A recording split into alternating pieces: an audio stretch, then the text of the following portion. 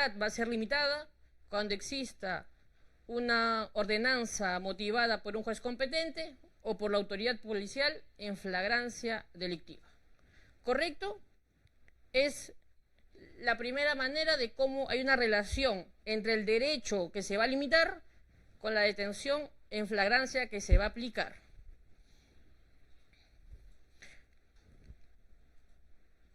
Todo ello lo enmarca la Constitución en el artículo 2, inciso 24, literal F. ¿Correcto? Para poder entrar un poco más en contexto de lo que entendemos por libertad. La libertad personal es la capacidad de hacer y no hacer todo lo que esté lícitamente permitido. Esa es la capacidad que se nos otorga como personas con el derecho de libertad. La capacidad de hacer, en este caso, lo permitido. ¿Correcto? Esa es la capacidad que tiene uno de nosotros, o todos, cuando hablamos de libertad. Una capacidad. Pero también tenemos la seguridad personal, que va de la mano con el derecho de la libertad. Y la seguridad personal establece lo siguiente: es la ausencia de perturbaciones que restrinjan o limiten la libertad más allá de lo razonable. Cuando hablamos de lo razonable es porque vamos a ver o vamos a conocer mecanismos legales de limitación. Que vamos a desarrollar más adelante. Entonces, hasta el momento sabemos que la libertad es una capacidad que va de la mano con la seguridad de la misma para poder hacer lo legalmente permitido. ¿Cuándo vamos a encontrar una limitante a este derecho? Cuando la norma establezca, como hemos visto, que hay una flagrancia delictiva, o cuando el juez motive por medio de un escrito la detención. No solamente son estas únicas, hay otras más, pero son materias de otras clases. ¿Ok? Siguiente. La libertad personal es entendido como un derecho humano básico. Y al respecto, vamos a poder tomarnos de repente una media o una hora si quisiéramos desarrollar normas nacionales o supranacionales, o tratados o convenciones que nos hablen sobre la seguridad o la libertad personal, porque la norma es vasta. Y hablar sobre un derecho constitucional, fundamental, y un derecho humano, aunque parezca sencillo mencionarlo, la libertad es un derecho humano, perfecto. Pero a pesar de ello, dentro de ese derecho hay un océano de profundidad donde podemos estudiar las limitaciones, las relaciones con otros derechos, entre muchas cosas más. Son diferentes ápices que podemos encontrar dentro de ese derecho. También muchas regulaciones internacionales que de repente en el concepto se asemejan, pero que según la autoría o la visión que tenga ese tipo de norma regulatoria, nos va a dar un diferente matiz sobre el derecho que se habla. Ahora bien, una de esas normas, que hay varias a nivel supranacional, es la Convención Americana de Derechos Humanos, que en su artículo 7 regula de manera precisa, a buen entendedor, lo siguiente: es la extensión, ¿ok?, de la protección del derecho a la libertad física y también el derecho al movimiento físico, que nos habla de un libre tránsito. El artículo 7 de esta Convención Americana de Derechos Humanos regula el respeto a la libertad y a la libertad también de movimiento. No solamente la libertad de estar fuera de barrotes o de una celda, sino también al libre tránsito. He escogido esta norma para desarrollarlo un poco más antes de llegar a la limitación que tienen por nombre detención policial. ¿Ok? Recordemos que la Convención Americana de Derechos Humanos es una norma de la cual el Perú es parte, ¿sí? Por lo tanto, su normativa aplica para nosotros los peruanos. ¿Correcto?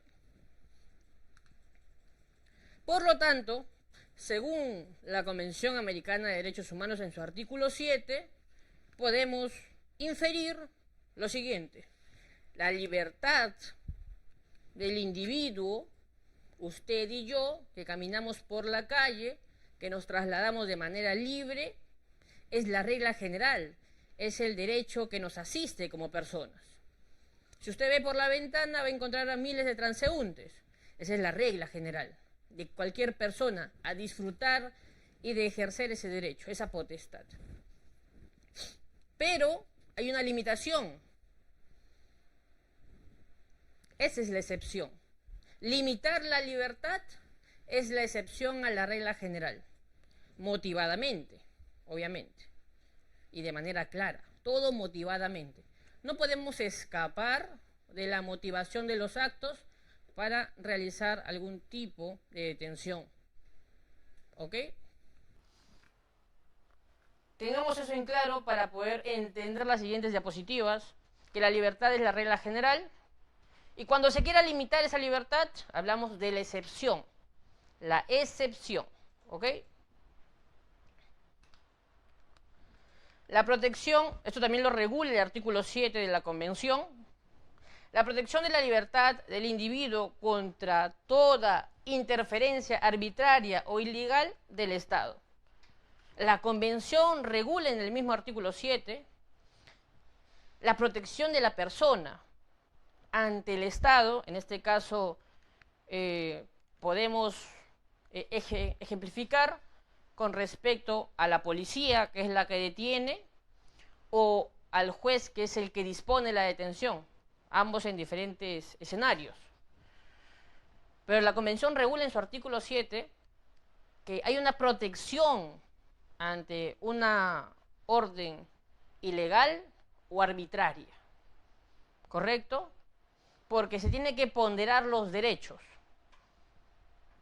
al respecto de la libertad, que es la regla general, y la limitación, que es la excepción por parte de la policía en flagrancia y del juez por un mandato escrito y motivado. ¿Ok? Y tenemos que tener cuidado porque la arbitrariedad o la ilegalidad pueden estar ocultas o pueden estar poco visibles cuando se aplique. Ahí hay mucho trabajo para los abogados en el área de la defensa, ¿correcto? Y también es algo que se tiene que tener en cuenta por parte de las autoridades que van a aplicar la detención. Cada uno tiene una normativa diferente, la aplicación está a cargo de la policía y la cual debe hacerse de manera correcta según las normas principales y las normas que regulan el procedimiento. Ahora bien, la libertad personal, vamos a leer un pequeño concepto, dice: el fin supremo de la sociedad y el Estado es la defensa de la dignidad humana, y esta se ejerce al construir un proyecto de vida con respeto del prójimo, ¿ok? La dignidad humana se va desarrollando con respetarnos el uno del otro. Primer punto. Segundo, por lo cual la libertad ocupa una prioridad dentro de nuestros valores como sociedad. Está ligada la libertad también al derecho de la dignidad humana. Reconocemos muchas veces que cuando una persona sale en una rueda de prensa, en las noticias, engrilletado de repente, o con un título abajo, esa persona ante la ley sigue siendo un investigado, un detenido, pero no culpable. Simplemente investigado, procesado, imputado, etc. Hay diferentes conceptos para ello. Pero socialmente, ya es alguien que está con una mancha. Porque si tu vecino te ve a ti en las noticias, que sales en un noticiero con las manos esposadas, con un titular detenido por tal delito, socialmente ya eres juzgado, aunque ante la ley sigas siendo inocente. Por lo tanto, el Tribunal Constitucional en las sentencias 4780 del 2017 y la 502 del 2018, son habeas corpus ambas, establecen que la dignidad está relacionada con la libertad. Obviamente, esto no tiene nada que ver si de manera legal se limita ese derecho. Está justificado y procede. ¿Correcto? Seguimos. La flagrancia. Ya estamos conociendo qué es la libertad. Vamos a saber que se va a limitar con la detención, pero cuando lo va a aplicar la policía es en la situación de flagrancia, y tenemos que saber qué es flagrancia. ¿Ok? Tenemos que saber qué es flagrancia. El término proviene de flage, que significa arder. ¿Ok? Este es un latín, pero que en español de manera concreta va a significar lo que podemos percibir. En realidad, flage o arder, en varios conceptos latinos, establece que es lo que está ardiendo, lo que está combustionando en fuego. Es lo que está sucediendo al momento. Por lo tanto, se establece que es lo que podemos percibir, porque en un momento puede terminar. ¿Sí? Lo que podemos, no se olviden de esto, lo que podamos percibir. Y vamos a ver más adelante del por qué. Vayamos al acuerdo plenario 2-2016, que desarrolla la flagrancia, con puntos específicos y vitales para su aplicación o para que se cuestione cómo se aplicó. Vamos a ello. La evidencia sensorial. Como vimos anteriormente, lo que podemos percibir. La evidencia sensorial. Sensorial viene de sentidos. Es decir, lo que yo voy a poder percibir y sentir. De manera muy específica, este acuerdo plenario 2-2016 nos aboca al sentido de la vista, más que a otros sentidos. La evidencia sensorial. El delito flagrante, en su concepción constitucionalmente clásica, como lo regula la Constitución, se configura por la evidencia sensorial del hecho delictivo que se está cometiendo o que se acaba de cometer. Recordemos o analicemos un poco, porque hay flagrancia cuando se comete en el momento o inmediatamente después. Por lo tanto, en el concepto se habla de que se está cometiendo o se acaba de cometer. ¿Sí? Muy importante. Nuevamente, repito, algo que se pasa muy desapercibido o que se ignora es la parte perceptiva, sensorial, que regula el acuerdo plenario 2-2016. Ténganlo presente siempre. Lo sensorial, lo que se percibe. Eso va a determinar, y es la base, por así decirlo, de la flagrancia. Y vamos a ver qué nos dice más allá este acuerdo plenario. La flagrancia se ve. Hablamos de vista, de que el policía, cuando tiene que usar el criterio de decir es flagrancia o no es flagrancia, debe utilizar la vista.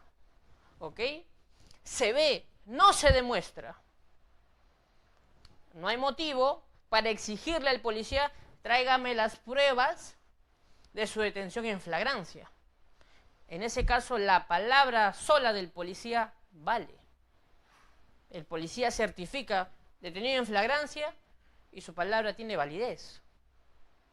Claro que esto no va a dejar fuera que se acerque la agraviada, un testigo, se encuentren materiales, el objeto, etc.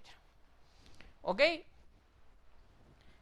Por lo tanto, si la flagrancia se ve, volvemos, por favor, reitero esto de de manera muy importante. Si la flagrancia se ve, hablamos de sensorial de sentidos de la vista y que podemos percibirlo, no se debe demostrar.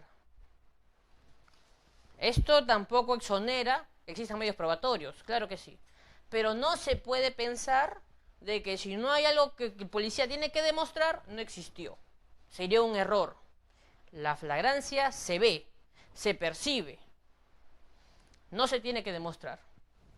Por lo tanto, la flagrancia delictiva se ve, no se demuestra y está vinculada a la prueba directa. Por lo tanto, sí va a ser importante, pero no fundamental, que venga la agraviada, que existan los objetos, etc. Ahora, ¿qué más nos puede decir el acuerdo plenario 2/2016? No puede considerarse el supuesto de flagrancia. Al respecto, la flagrancia, eso no es. No existe el caso en que yo te detengo para saber si hay flagrancia o no hay flagrancia. Imposible. Empezaríamos con algo ilegal o arbitrario, tratando de enmarcarlo o forzarlo para que sea legal. No puede ser así.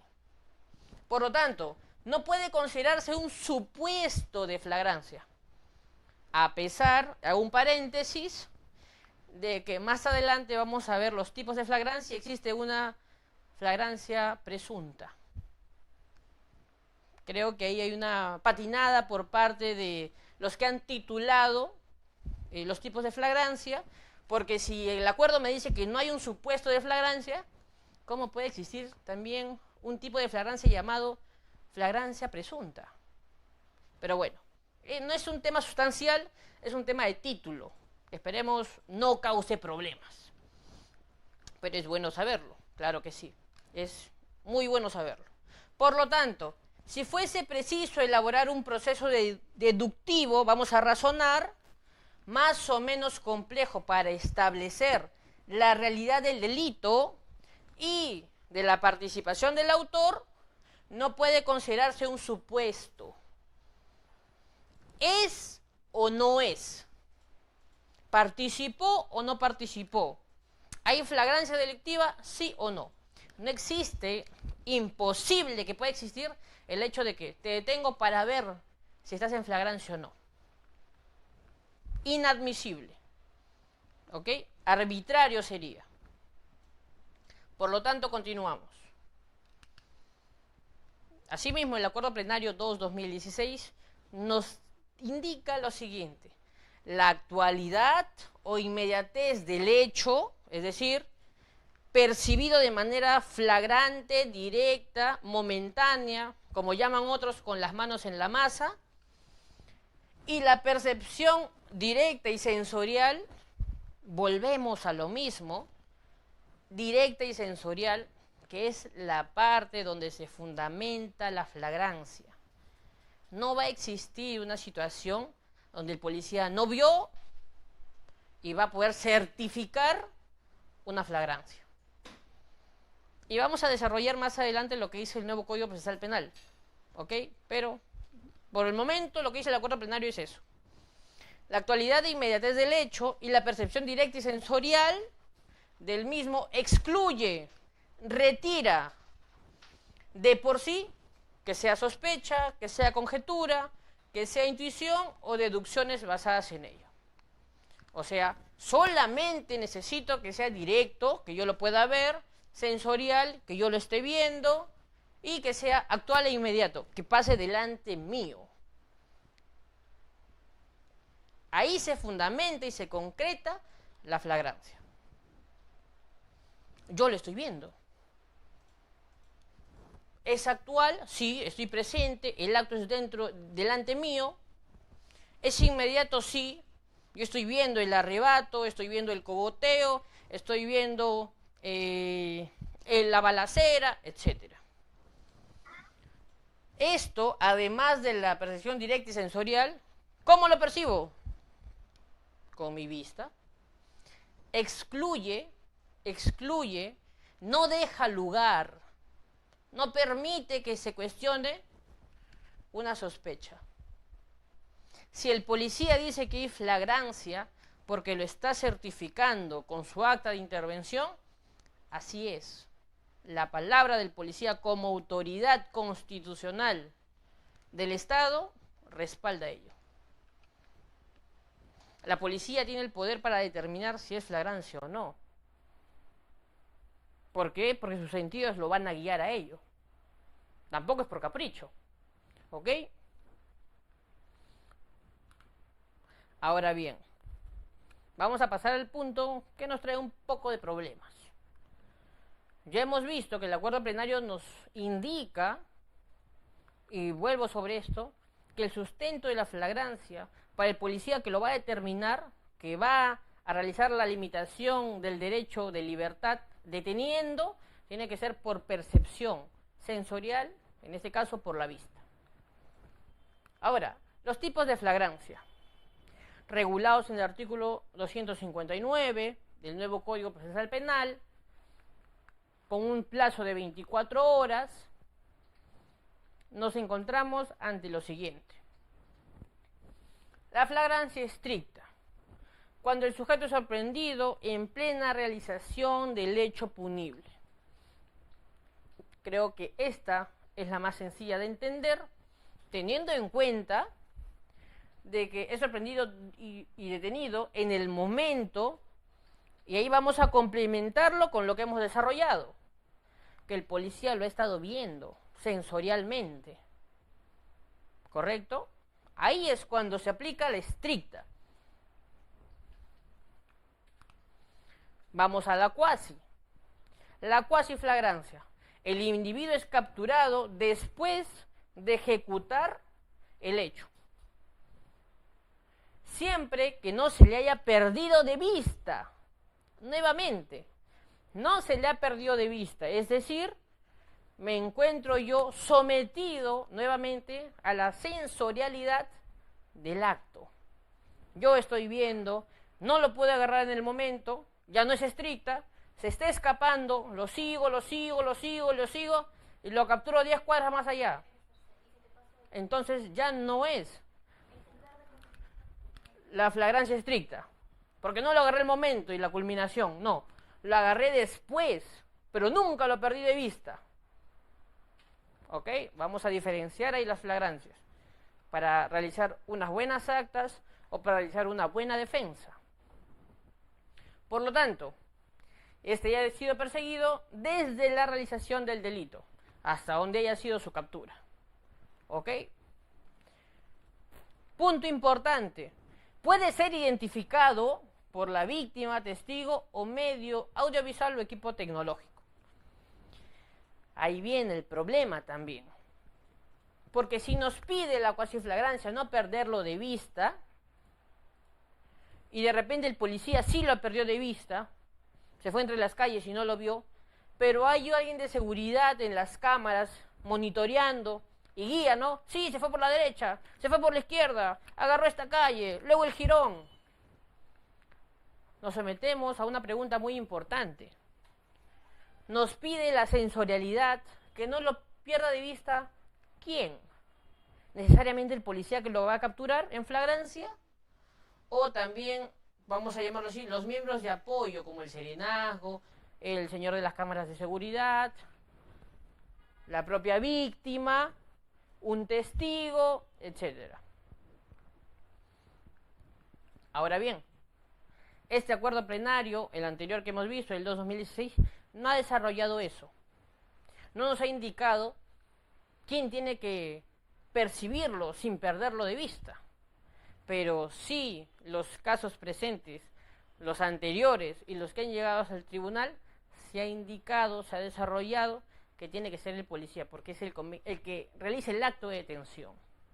Entonces se le exige al policía que tenga la sensorialidad total, permanente, de no perder de vista a la persona que ha cometido el acto, o que determine si es estricta o cuasi, y no necesariamente la víctima. ¿Ok? Muy importante. Muy importante. pueden leer diferentes sentencias donde se va a ver el cuestionamiento al policía si es que en todo momento hubo la sensorialidad y no lo perdió de vista, cuando hablamos de cuasi flagrancia. Como paréntesis nada más, cuando hablamos de puede ser identificado por la víctima, si vamos al artículo 259 en el numeral 3, habla de ello, del reconocimiento de la víctima, al respecto de lo que también comúnmente se conoce como la flagrancia por sindicación. Y hay una gran pregunta y un gran debate. Si por sola sindicación el policía está en la facultad de detener. ¿Ok? La norma, el inciso 3 del artículo 259 del nuevo Código Procesal Penal, si lo entendemos de manera abierta, podría darnos el pie de que sí. Si la víctima o el agraviado no perdió de vista a esta persona que es el que comete el hecho delictivo, y en el camino de que no lo pierde de vista, ve a un policía, señor policía, venga, él fue, deténgalo. Solo por sindicación, la norma respaldaría esa detención, porque el policía no responde a la jurisprudencia, el policía responde a la ley. ¿Ok? Muy importante. Pero eso será análisis y materia de otra clase. ¿Ok? Vamos a simplemente hablar de manera abierta de la cuasi flagrancia, que nuevamente nos pide como requisito que no se haya perdido de vista al sujeto. ¿Sí? Un minuto.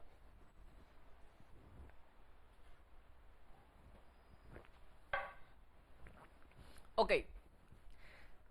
Pasemos al tercer tipo de flagrancia, la flagrancia presunta. Y de manera muy graciosa, se titula flagrancia presunta, pero recordemos que el acuerdo plenario no considera un supuesto de flagrancia. No existe te voy a detener para ver si te hacen flagrancia. No hay una presunción, pero lo han titulado flagrancia presunto, el tercer tipo de flagrancia en el Perú. Esperemos que eso no cause problemas porque es solamente un título, ¿ok? Solo un título. Pero nos regula lo siguiente. La persona es intervenida por la existencia de datos que permiten su intervención en el hecho delictivo, que nos dejan inferir que participó. Esto es, se le va a encontrar con el objeto materia de hurto, o robo, o homicidio, etc. Se le encuentra como objetos, ¿ok? Pero, si nos podemos analizar un poco más, ¿qué tipo de percepción nos pide? Si vamos a encontrar objetos, también la visible, de poder hallarla. Ahora, ¿qué pasa si esa persona, esos datos que nos pide acá, por existencia de datos, no se puede corroborar? ¿Qué pasa si no se le encuentra las huellas o los elementos materia de delito? No se le encuentra diferentes instrumentos con lo que lo perpetró de repente, etc. Se hablará de una flagrancia, en este caso presunta, podrá aplicarse. ¿Y qué pasa nuevamente si viene la recurrente y me dice, él es, señor, él es el que me robó? Pero señora, no hay nada, no lo encuentro. Hasta ese punto, la doctrina y la jurisprudencia no ha llegado. Pero es un problema que sucede dentro de la operatividad policial. Existe diariamente, pero que aún la doctrina y la jurisprudencia no ha llegado a analizar y darle una solución a ello. Porque si el policía, y esto es un paréntesis, le dice, señora, yo no le encontré nada, no tiene su teléfono que le robó, no tiene el arma con que le apuntó, y usted solamente me dice que sí, él es, por eso yo no lo voy a detener. El policía lo denuncian por omisión de funciones. Ahora, lo detiene sin tener nada, no tiene el arma, no tiene el teléfono, pero lo detiene por la simple sindicación. Lo denuncian por abuso de autoridad, por una detención arbitraria. Por esa misma razón, aún existe una brecha gigantesca entre la aplicación, existe una brecha gigantesca y la legislación de entre normas la aplicación, con respecto a la aplicación diaria de la norma policial. Aún está muy lejos. Y por eso es que vemos que incluso la delincuencia avanza, delincuentes libres y diferentes cosas más. Acá no es culpa de nadie, eso quiero aclararlo, no es culpa de nadie. No se puede culpar solamente a uno o a dos instituciones.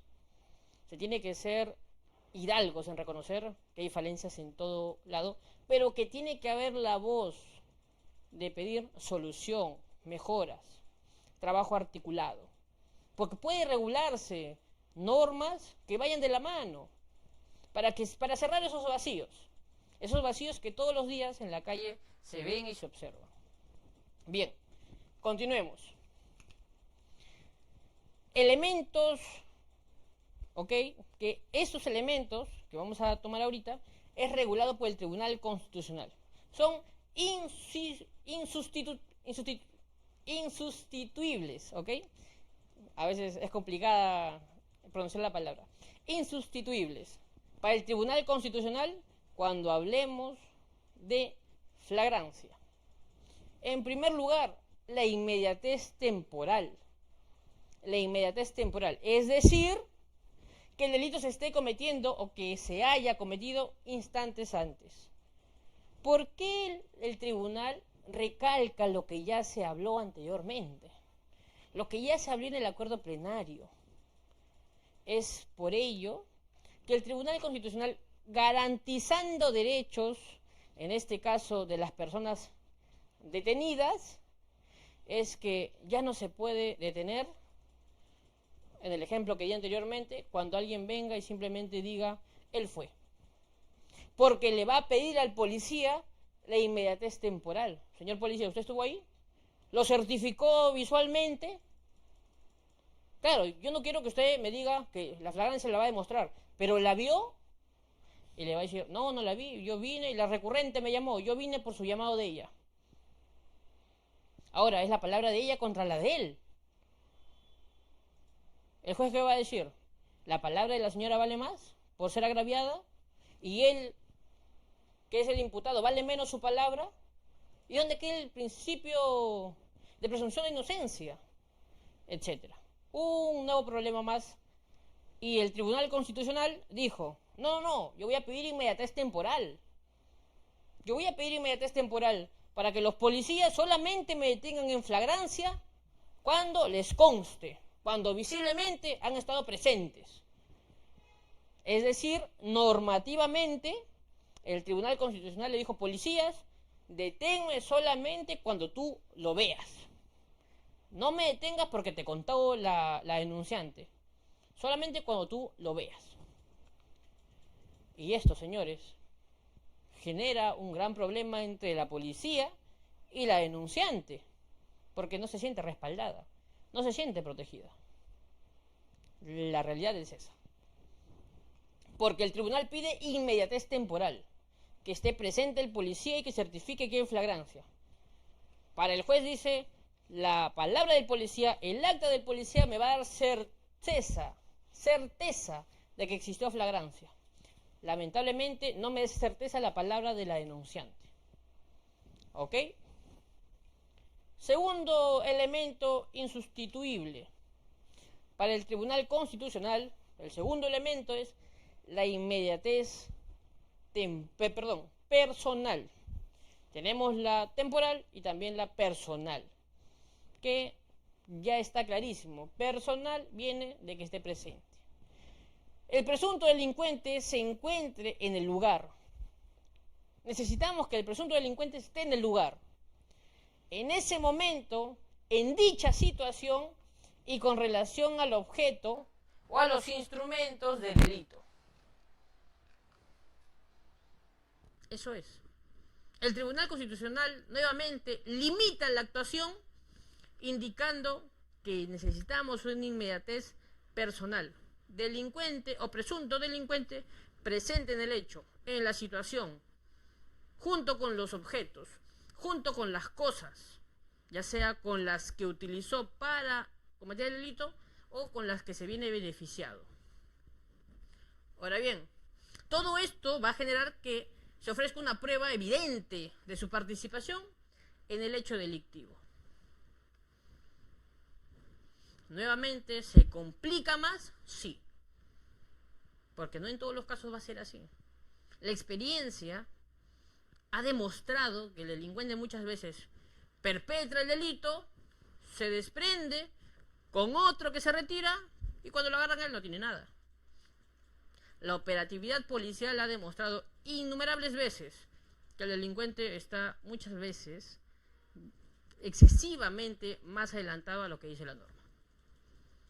Las normas siguen esto. 4, 5, 6 años, 8 años en esto. Y la delincuencia muchas veces ya ha esquivado esas barreras. Y los policías en actividad, los que patrullan las calles, conocen diferentes modalidades. ¿Qué decir de la gente de investigación criminal? Lo conoce, al revés del derecho. Los abogados defensores, los fiscales conocen ese tipo de hechos. Lo que falta ahí es norma que cierre esos vacíos. ¿Sí?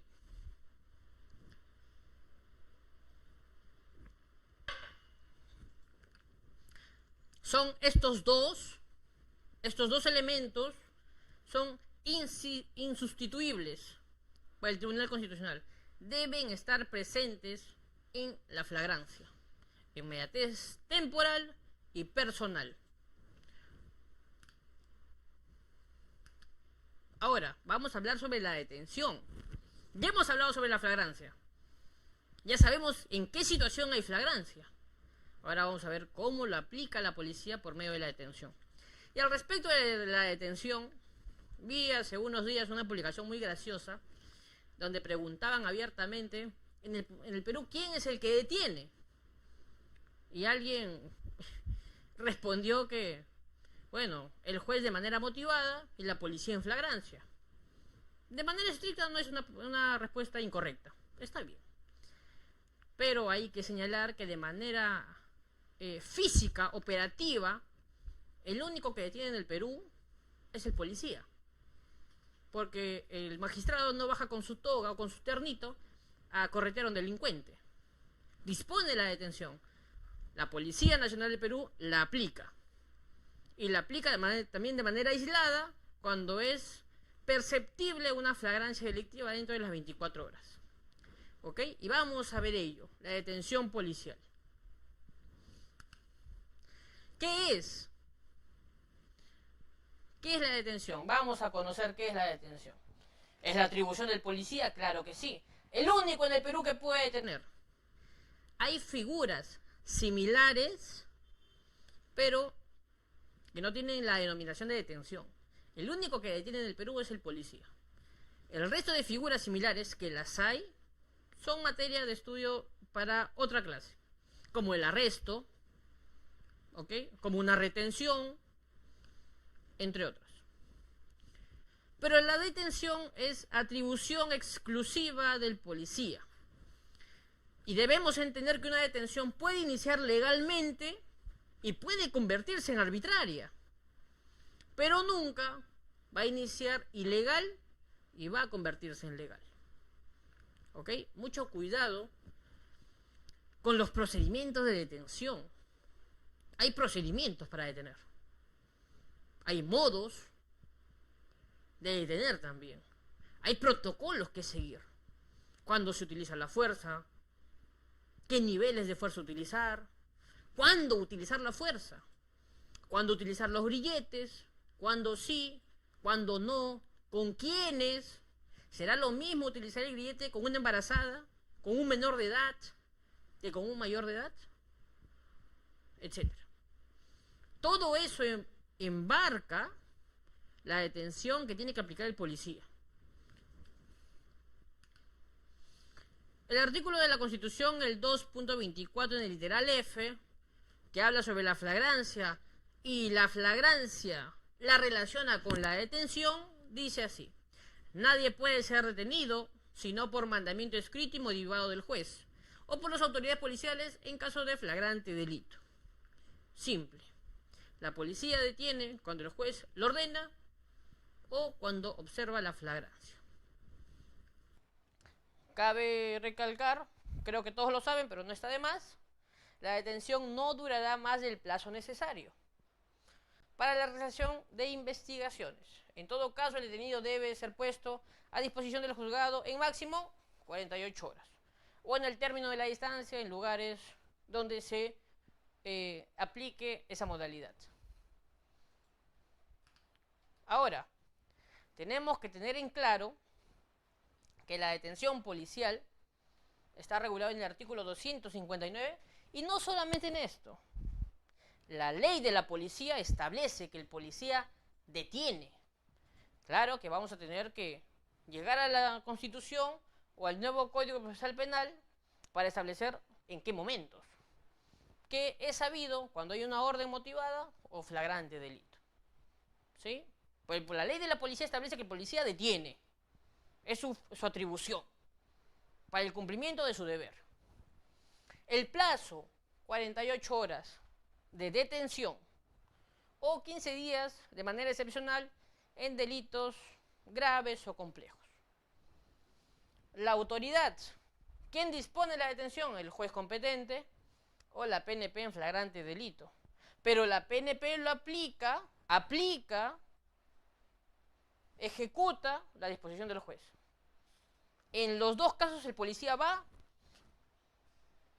y pone en práctica la detención. Una por orden del juez y la otra por percibir de manera directa una flagrancia. El lugar de permanencia para el detenido, la sala de meditación, la carceleta, etc. El uso de grilletes en una detención, obligatorio. Obligatorio el uso de grilletes.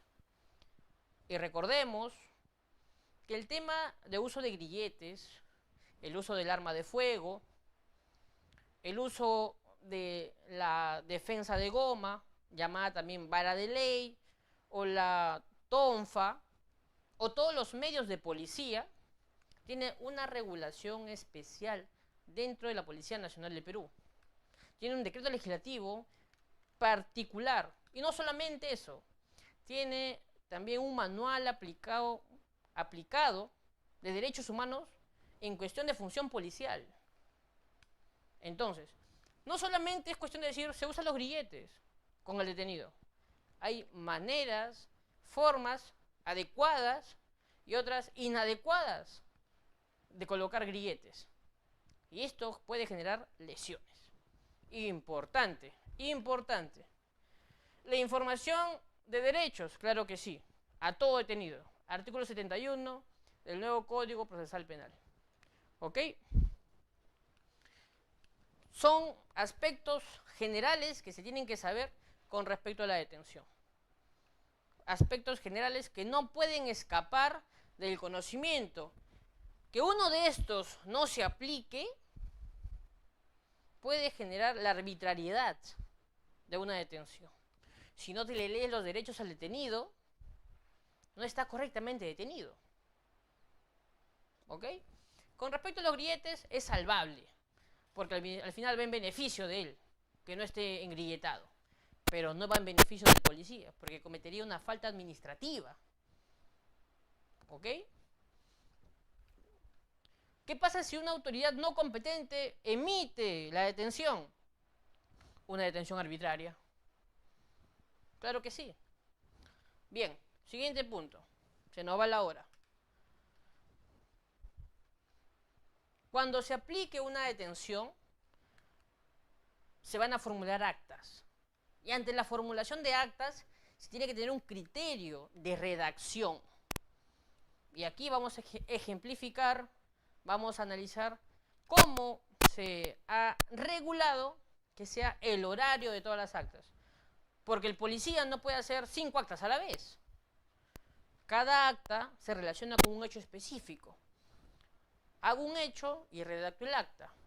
Hago un hecho, redacto acta. A veces, y en muchas intervenciones, el policía está solo. O solamente son 2. Y tienen que hacer 15 actas. Entonces, no pueden hacer las 15 a la vez. Son pasos a seguir. Y bien, el criterio que se sigue es el siguiente. Comenzamos con el acta de registro personal. ¿Por qué? ¿Por qué al que yo voy a detener, primero le voy a practicar el acta de registro personal? ¿Cuál es el criterio? El criterio que se sigue es que yo tengo que despojar en primer lugar de armas, de material peligroso y de cualquier instrumento que pueda tener la persona que voy a detener. Porque si hablamos de flagrancia, señores y señoras que nos están viendo hoy, para toda la comunidad de Yuris, tengan en cuenta algo. Hemos visto al inicio, y les he pedido que no se olviden, que hablamos de un hecho sensorial. Si el policía está viendo que hay un delito flagrante y debe acudir a intervenir y detener, lo primero que tiene que hacer es despojar a la persona de algún arma que pueda tener y aplicar las técnicas que le han enseñado, reducirlo y posteriormente detenerlo. Es que también todo pasa así. Existe la reducción, la detención y despojas del arma. Todo es un solo acto y tienes que dividirlo. Y redactar en primer lugar tu acta de registro. Se le despojó, hallándose en la mano derecha al intervenido o al detenido un arma de fuego, tal. Muy bien. Entre otros. Posterior a ello, el acta de lectura de derechos. Le tienes que leer sus derechos. Artículo 71. Que tiene derecho a un abogado, a pasar médico legista, a que se le comunique la detención a un familiar, entre otros. ¿Ok? Se le registra en primer lugar, se le lee los derechos y se le detiene posteriormente. Esto todo pasa en un segundo. Todo esto pasa en un segundo, así, al momento. Pero se tiene que dividir en pasos. ¿Ok? Y acá hay un ejemplo de 14 a 14,20, de 14,30 a 14,45, y de 14,40, perdón, a 35, y de 14,40 a 14,45 la detención. Posteriormente haremos el acta de lacrado, con respecto a lo que hemos encontrado en el registro personal. Pasaremos a la cadena de custodia de lo que hemos lacrado, y finalmente vamos a redactar el acta de intervención policial, que va a narrar todos los pasos que hemos seguido. Eso es lo que se ha regulado y el orden establecido en casos de flagrancia. Cuando el policía detiene en flagrancia, tiene que seguir estos pasos. ¿Ok? Regulado está. Ese es el criterio también que se ha dado para el paso por paso. Tengamos en cuenta de que lo primordial no es ir a revisar el acta de intervención, porque sí, esto abarca todo, pero el primer paso es despojarlo de los instrumentos que tiene con los que ha cometido el ilícito. Por eso se arranca desde el registro personal. ¿Ok? Por lo tanto, y ya con esto voy culminando, el control de identidad policial no equivale a una detención. Esto lo he puesto como algo adicional porque se suele confundir mucho. Que señor, vamos a ir a la comisaría, ya que usted no tiene documentos, ya que se le ha dado las facilidades para que lo pueda exhibir, para que lo puedan traer, para que lo puedan mostrar, no importa en foto, en fotocopia, virtualmente, y no se ha podido, luego de las facilidades, lo último que me queda es llevarlo a la comisaría. Acompáñeme. Ya voy a ir, bueno, no importa. Agarra el teléfono, llama a alguien. Sí, me están deteniendo. De repente, por la ignorancia puede ser así. Pensar que está detenido. Pero legalmente no es lo mismo. Y se ve muchas veces que letrados, señores abogados, caen en ese tipo de error.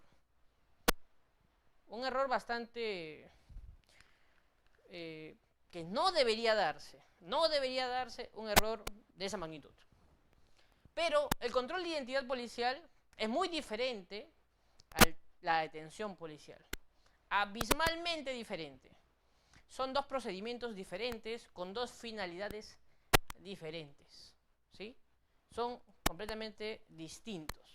no se relacionan. Por ahí se puede malinterpretar, pero no son lo mismo, por favor. Para la comunidad que de repente está interesada en el derecho, pero no lo conocen de manera clara, no es lo mismo. De repente los letrados, policías, fiscales y jueces que nos están viendo dentro de la comunidad de juris puedan conocerlo, pero el resto de ciudadanos peruanos de repente no puede entender todavía que no es lo mismo llevarlo a la comisaría por control de identidad que estar retenido. Y hay una diferencia. El que va a la comisaría por control de identidad no va a estar en el calabozo. No puede estar en contacto con detenidos. Tampoco se lo va a engrilletar si es que no es alguien agresivo o resistente. Si es alguien resistente o agresivo, se le va a engrilletar.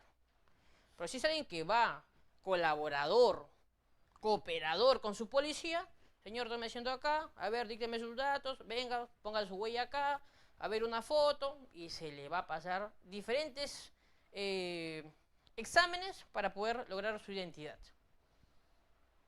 Es diferente que tú llegues por un delito flagrante y de frente al calabozo, a realizar las actas, a pasar médico legista, que te entrevistas con tu abogado, que llamen al fiscal para su testimonio, etc. Es diferente, totalmente diferente. Importante, ¿ok? Por último, el control de identidad policial no equivale a una detención y se establece en el expediente 0413-2022 del Tribunal Constitucional, que nos dice que la conducción a la comisaría implica previamente que se le brindó las facilidades al ciudadano de que se pueda identificar por cualquier medio, que se identifique como pueda. Si no se logró esto, recién iremos a la comisaría. Todo esto con razón del artículo 205 del nuevo Código Procesal Penal, que establece el control de identidad policial en la calle. ¿Ok? Pero, como ha ido más allá el tema del control de identidad, se establece que debe darse siempre las facilidades, debe buscarse identificarse de manera que sea posible, con el DNI, con un documento emitido por el Estado, un documento homólogo al DNI donde se establezcan los datos, o que éste pueda de una u otra manera identificarse, inclusive pudiendo hacer que vengan a traer su documento o éste ir a su casa. Lo cual es muy inocente también por parte del legislador pensar que el policía le va a decir, muy bien señor, vamos a su casa, saque su DNI. ¿Qué pasa si entra y ya no sale nunca más? Entonces el legislador en muchos aspectos ha sido también bastante inocente o infantil en su regulación, no entendiendo la problemática o la coyuntura que vive el policía y el ciudadano peruano. No todo ciudadano peruano es respetuoso al 100% de las normas y tampoco no todo es completamente tirado o a actuar al margen de la ley, pero debe haber siempre una limitación. Ese aspecto de, señor, lo voy a acompañar a su casa para que saque su DNI, cierra la puerta, nunca sale. No todas las facilidades reguladas en la norma son aplicables en la realidad, pero hay algunas facilidades que sí se pueden dar. Tampoco es que ninguna es servible. Con eso terminamos y quiero agradecer a todos mis amigos y a la comunidad de juris por la oportunidad. Espero que esta información sucinta, porque solamente me han dado una hora para poder explicar esto, pero estoy seguro que si quieres aprender más, puedes registrarte e inscribirte en los cursos y diplomados que tiene juris, donde abarcan más allá, con más precisión, con más especialización, los temas de detención, de flagrancia, uso de la fuerza, entre otros. Ha sido un gusto y conmigo será hasta una próxima oportunidad. Muchas gracias, doctor Moisés Ra, por su excelente ponencia el día de hoy. Siempre es un placer tenerlo acá en juris.p. Ahora, doctor, vamos a pasar a la ronda de preguntas. Estimados colegas, los invitamos a escribir sus dudas en el chat de Zoom o si desean pueden levantar la mano para activar su audio. Muy bien, colega, tenemos la primera pregunta. Nos menciona, tomarle una foto y publicarla en las redes sociales por un presunto delito, ¿es correcto dicho procedimiento por parte de la policía? ¿Hay una base legal para ello? ¿No atenta esto contra el derecho al honor de dicha persona? ¿Podría repetir, por favor?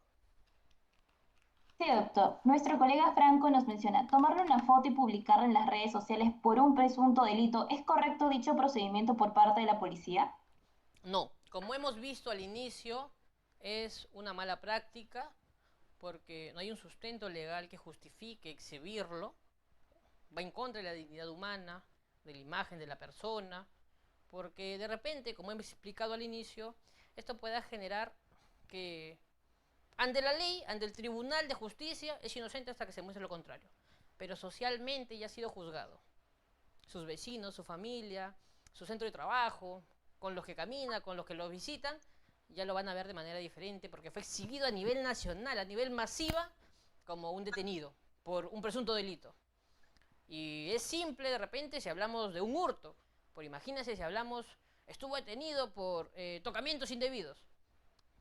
Se haría una cacería de brujas con esa persona porque se juzgaría socialmente y de repente hasta lo relegarían de todo su centro de trabajo, de sus amistades, y de repente es inocente. Entonces hay que tener mucho cuidado con ello. Es un grave Muchas error, es gracias. una mala práctica. Muchas gracias, doctor. Colega Mariano, ¿puede participar? Gracias, doctora. Buenas tardes. Doctor, ¿qué tal? Buenas tardes. Una ¿Cómo está? pregunta Buenas rapidita tardes. nomás. Usted mencionaba eh, que muchos ciudadanos no son respetuosos con la ley ni tampoco con los policías al momento de hacer su trabajo.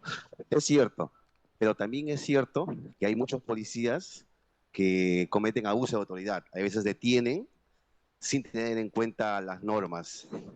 Entonces, sabemos también que si es que los efectivos policiales realizan esto, son pacientes de ser denunciados a la inspectoría. En la práctica, cuando el policía comete estos abusos de autoridad, detiene sin tener en cuenta lo que está descrito en las normas, ¿realmente se lesiona o cuál es digamos, la sanción promedio que recibe? A ver, si escuché bien, me preguntaba si es que se le sanciona y qué tipo de sanciones, ¿verdad? ¿Me ayudan con eso, por favor?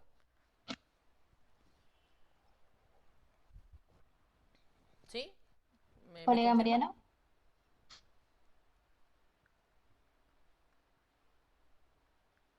Sí, doctor. Ok, Lo que pasa es que está teniendo problemas de conexión nuestro colega. ok. Espero que pueda escucharme o si no creo que la clase va a quedar grabada. Bien, le respondo.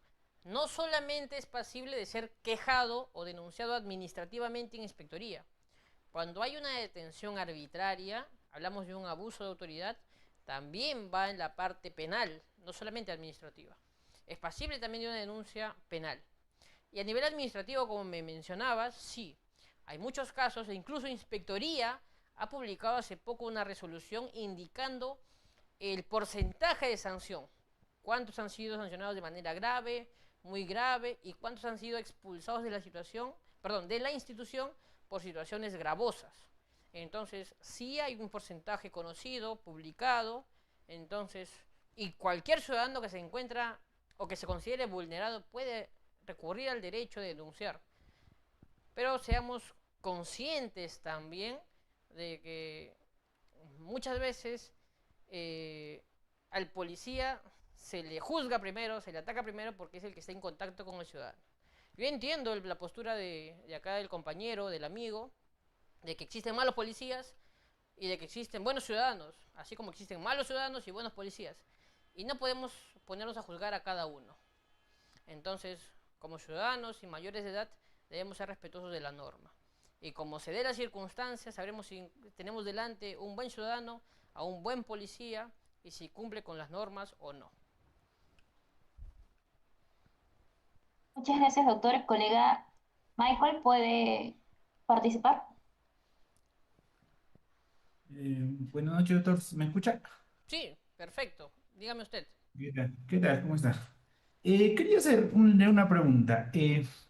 El protocolo de actuación interinstitucional de la unidad de flagrancia nos señala que la flagrancia clásica es el inciso 1 y 2 del artículo 259. Así es. La cuasiflagrancia nos indica que es el inciso 3 y la flagrancia presunta nos indica que es el inciso 4. Ahora, usted nos mencionó sobre el acuerdo plenario 2/2016, ¿no? Entonces, revisando ese acuerdo plenario, se entiende que la flagrancia directa es el inciso uno, la cuasiflagrancia es el 2 y la flagrancia presunta es el 3 y el 4 del 259, ¿no? Claro está. Para usted, ¿cuál de esas dos, uno la norma y el otro creo que jurisprudencia, estaría exacta en temas de flagrancia, ¿no? Estando de que es importante saber la flagrancia directa, la cuasiflagrancia para el tema tal vez de allanamientos, ¿no? Por ejemplo, ¿no? Correcto. Bien, sucede que acá nos encontramos ante dos posturas, como bien lo acabas de mencionar. Una cosa dice el nuevo Código Procesal Penal, otra cosa nos puede decir el acuerdo plenario, dando matices con respecto al nuevo código, y en el otro extremo encontramos el protocolo interinstitucional.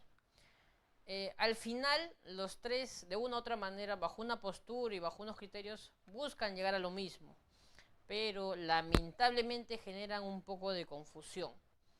Así que con respecto, en este caso, si eres abogado defensor o fiscal, vas a tener que armar tu estrategia con respecto y acogiéndote a una de esas normas y direccionándola. Porque si te pones a comparar, sí, en algunas la flagrancia estricta es la 1, la cuasi es 2 y 3, y la presunta es 3, la 4. En la otra es la 1, 2, 3 y la otra es el número cuarto. Entonces, alguien que no esté en este mundo se puede confundir de manera rápida y malinterpretar incluso las flagrancias. Entonces, lo que se puede hacer de manera práctica, porque en teoría podemos debatir todo el día, pero en la práctica es coger una de ellas y bajo ese sustento aplicar tu defensa. Ese es el mejor consejo que te puedo dar. Muchas gracias, doctor. Tenemos 3 preguntas más. Nuestro colega Leonel nos menciona, si las horas consignadas en las actas se señalan al mismo tiempo, ¿es prueba irregular o prueba ilícita? Las horas en las actas. Sí, ¿Correcto? doctor. Sí. Ok. En este caso sería una prueba irregular. ¿Por qué? La prueba irregular la entendemos porque va o nace desde un error. Nace desde un error. Y entendemos que el policía, al realizar las actas, comete esos errores al momento de redactar, se contrapone, se sobrepone las horas, es decir, dos hechos a la vez están siendo actuados, entonces no puede admitirse. Por lo cual sería arbitrario. Gracias, doctor. Nuestro colega de esto nos menciona, ¿cuál sería la situación legal de una persona cuando es trasladado a la comisaría por control de identidad?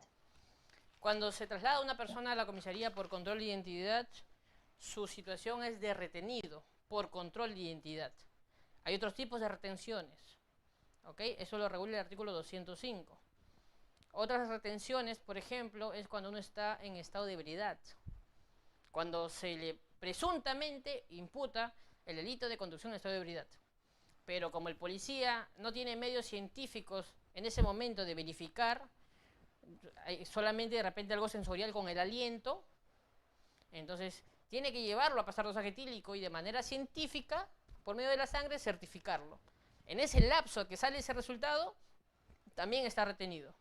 Sale el resultado y ya es detenido porque es positivo científicamente probado, vamos a llamarlo así. Lo mismo pasa con el retenido que va a la comisaría por control de identidad. Se le retiene por un plazo de 4 horas si es peruano, 12 horas si es extranjero, para poder lograr llegar a su identidad. Retenido, ¿ok?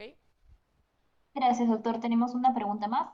Nos menciona nuestro colega Dandy, hay algunos policías que no quieren utilizar la tecnología para identificar al ciudadano. En estos casos, ¿qué procede? Sucede que cuando hablamos de que el policía no quiere usar la tecnología, es porque no tiene el medio. Tú me dirás, tiene el teléfono ahí que lo puede utilizar, pero el teléfono es personal, propio de él. Nadie, ni la policía como institución, ni tú como ciudadano, puedes inmiscuirte en su propiedad privada. Si él decide no utilizarlo y lo guarda, y no tiene medios de verdad de cómo hacerlo, tendrá que recurrir a la comisaría. Si él, de buena disposición, de buena fe, dice, muy bien, lo voy a usar para facilitar mi trabajo y para facilitarle las cosas, y lo utiliza, perfecto. sería cuestionable que la policía le dé un instrumento telefónico, una tablet, una laptop, como había antes en algunos patrulleros, y de ahí te pueda identificar. Actualmente muy pocos o no lo hay, entonces estamos sometidos a la buena disposición del policía de su teléfono celular para que pueda hacerlo rápidamente. Una opción es que llame por radio, dicte tu número y que la central le responda si positivo o negativo tu control de identidad. Es una opción.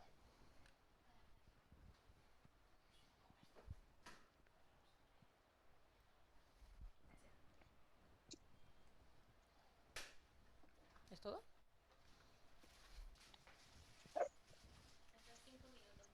Uh-huh.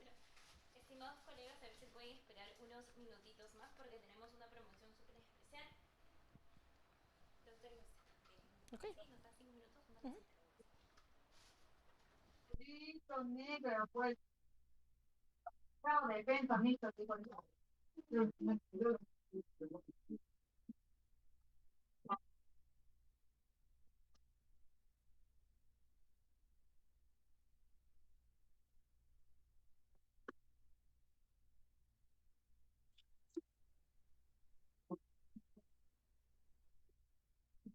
Mamá. Cris, este.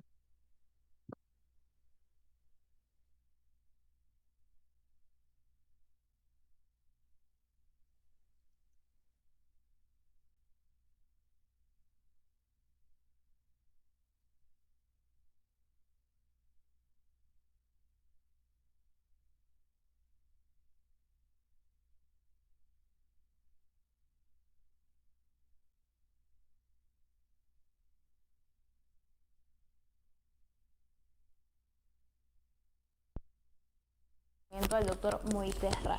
Colegas, recordarles que este lunes 15 de diciembre vamos a iniciar nuestras clases en nuestro diplomado en Derecho Procesal Penal y todos ustedes pueden ser parte con un descuento exclusivo solo por estar presentes hoy, de 50 soles de descuento. Colegas, es decir que este diplomado en Derecho Procesal Penal y Litigación Oral lo va a acceder a tan solo 200 soles. Además, con su matrícula van a acceder a un curso gratuito en redacción de documentos policiales y penales y un balotario con más de 300 interrogantes en derecho penal, civil, constitucional, argumentación jurídica, entre otros.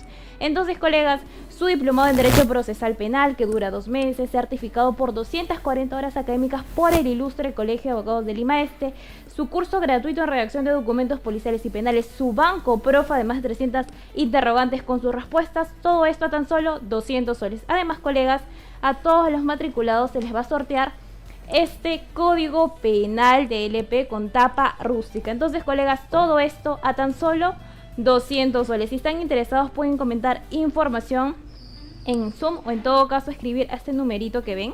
Voy dictando 900-977-645, 900-977-645. Sí, colegas, de igual manera pueden poner información o dejar su número en pantalla. Estamos con acceso a Zoom. De igual manera hemos dejado el link porque la sesión magistral de hoy tiene certificación gratuita. Entonces, colegas, de igual manera quieren las PPTs, lo contactan a este número, ¿sí? 900-977-645. Nuevamente, colegas, recordarles, este lunes 15 de diciembre vamos a iniciar nuestro diplomado en Derecho Procesal Penal y todos ustedes pueden ser parte con un descuento exclusivo de 50 soles. Es decir, se lo van a llevar a tan solo 200 soles, además que acceder con su matrícula a un curso gratuito certificado en redacción de documentos policiales y penales y un banco de preguntas profa. Son más de 300 interrogantes en materia civil, procesal penal, derecho penal, constitucional, administrativo, laboral, argumentación jurídica, entre otros. Todo esto a tan solo 200 soles y por supuesto a todos los matriculados se le va a sortear este código penal con tapa rústica. Entonces, colegas, si están interesados, aprovechen esta promoción. Ya nos estamos despidiendo, nos vemos en otra ocasión. Muchas gracias por estar presente. Igual nos vamos a quedar unos segunditos más para de nuevo pasar el enlace para la certificación gratuita. Muchas gracias, colegas.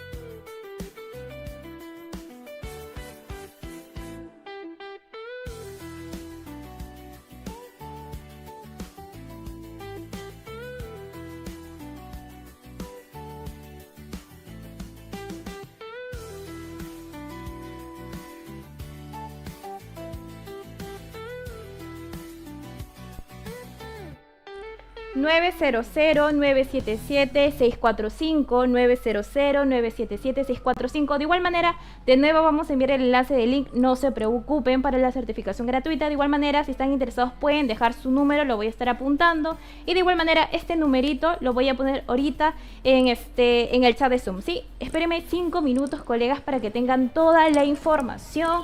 Recuerden que este 15 de diciembre empieza nuestro diplomado en Derecho Procesal Penal y ustedes pueden ser parte con este descuento.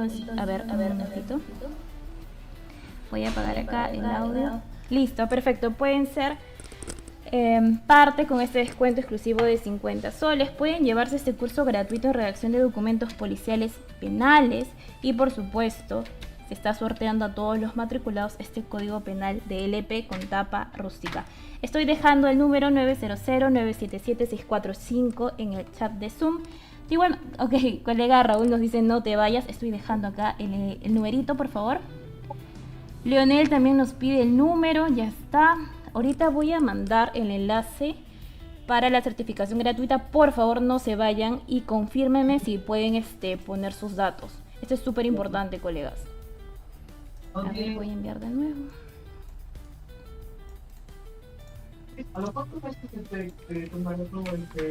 Listo, acabo de enviar el link, por favor pueden entrar.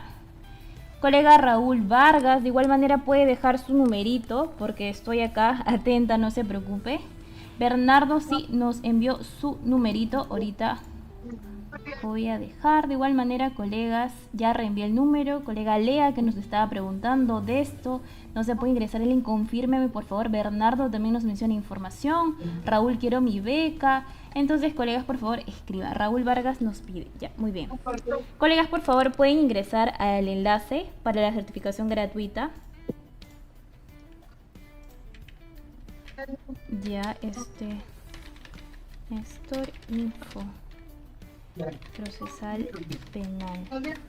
Sí, a ver, deme un segundito, 2 segundos más. Ya, Raúl también ha dejado su número. Ya, en este momento ya estoy apuntándolo. Muchas gracias, colega. Con esto nos estaríamos despidiendo. De igual manera pueden ir dejando sus números. Ahorita voy a estar despidiendo al docente. Entonces yo voy a seguir apuntándolo, ¿sí? Igual si están interesados, quieren acceder a su diplomado que inicia este lunes, vamos a tener a docentes el fiscal José Domingo Pérez, Sergio Emerson, la doctora Noelia Mengoa. Entonces, colegas, y quieren acceder a este curso gratuito, este evaluatorio de más de 300 interrogantes con su respuesta, súper importante, colegas, a tan solo 200 soles. Y por supuesto quieren tener su código penal, que recuerden, entre todos los matriculados se va a sortear varios códigos penales de tapa rústica de LP. Raúl también nos ha dejado su numerito. Muy bien, colegas, voy a estar despidiéndome del docente. Sigan dejando sus números si están interesados. Sí, muchas gracias.